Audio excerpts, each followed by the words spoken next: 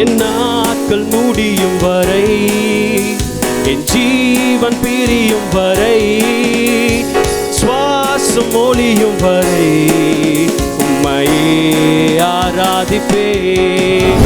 எந்தன் இயேசுவே, எந்தன் இயேசுவே, எந்தன் இயேசுவே. நான் வாழ்ந்தாலும் அப்பா, நாங்கள் அர்ப்பணிப்பாக சொல்லுகிறோம் ஆண்டவரே. வெறும் வாய் வார்த்தையினால நாங்கள் சொல்லல ஆண்டவரே. உமக்காகவே, உமக்காகத்தானே உயிர் வாழ்கிறேன். உம்மை நான் உம்மையே நேசிக்கிறேன் ஆண்டவரே. ஓ, உமக்காகத்தானே உயிர் வாழ்கிறேன்.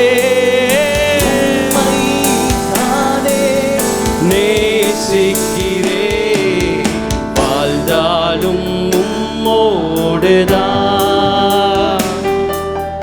மரித்தாலும் உம்மோடுதான்,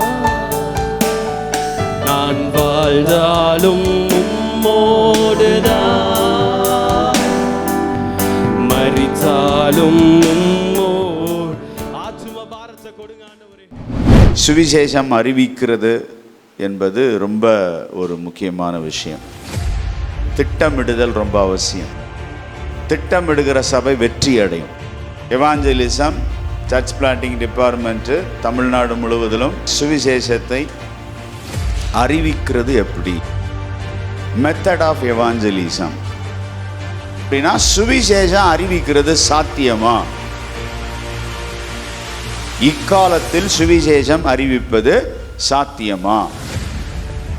ஓ பிரியமான கர்த்தருடைய பிள்ளைகளே, இயேசு உங்களை நேசிக்கிறார். மைக்ரோஃபோன்லாம் கிடையாது, தெருவில் நின்று தெரு பிரசங்கம் இப்படிலாம் பண்ணியிருக்கிறோம். இந்த காலத்தில் பண்ண முடியுமா?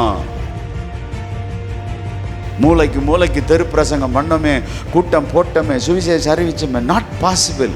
அப்போ இயேசு கிறிஸ்துவின் ஊழியத்தை செய்ய முடியாம போயிருமா? செய்ய முடியாதா? சாத்தியமா? சாத்தியமே. எத்தனை பேர் விசுவாசிக்கிறீங்க இக்காலத்திலும் நாம் ஆண்டவர், நாம் ஆராதிக்கிற தேவன் செத்து போகல, உயிரோடு தான் இருக்கிறார். அவருடைய வார்த்தை ஒரு நாளும் ஒருபோதும் வெறுமையாக திரும்பி வருவது. இயேசு என்ற ஒரு வார்த்தை, ஜீசஸ், அந்த ஒரு வார்த்தை ஜனங்களை ரட்சிக்குங்க, ஜனங்களை ரட்சிக்குங்க. அல்லேலூயா.